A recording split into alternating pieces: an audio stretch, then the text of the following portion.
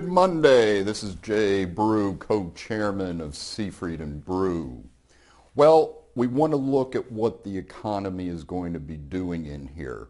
Certainly, it's been back and forth in terms of good numbers, some modest numbers. So we always sit there and say we need, as community bankers, the ability to look forward and to get away from the day-to-day talking heads. We need to have a source which we always talk about, which is the Fed Philadelphia state leading indexes.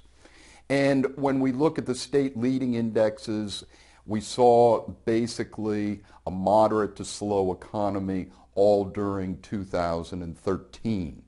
And that was way that I said that the Fed would not taper. And I was wrong. The Fed did come out and taper, but I still contend they tapered too soon in here.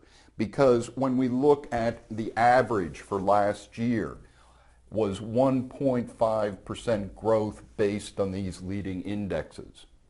And this November 2013 change has an average of 1.5%.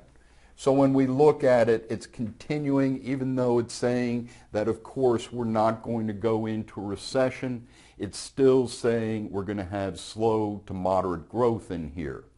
And I think that what is probably more on the Fed's mind, based upon Friday's release of the unemployment number, is the participation rate.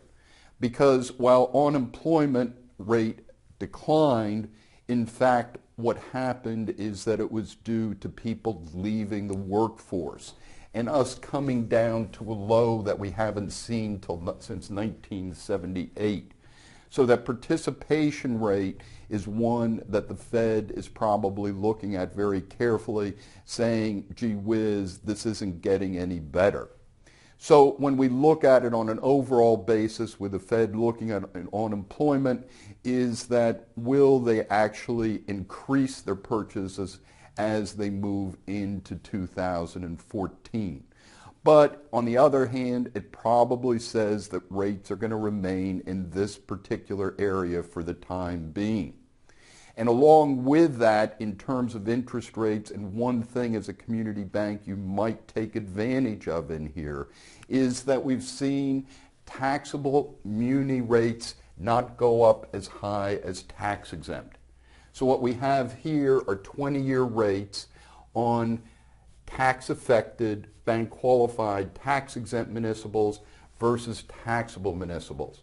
And what you want to do is to look at the spreads of these over time.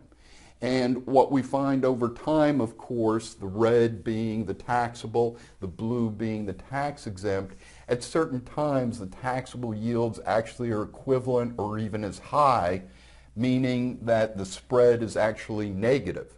At other times they tend to widen out. And right now, for instance, the average spread is 95 basis points.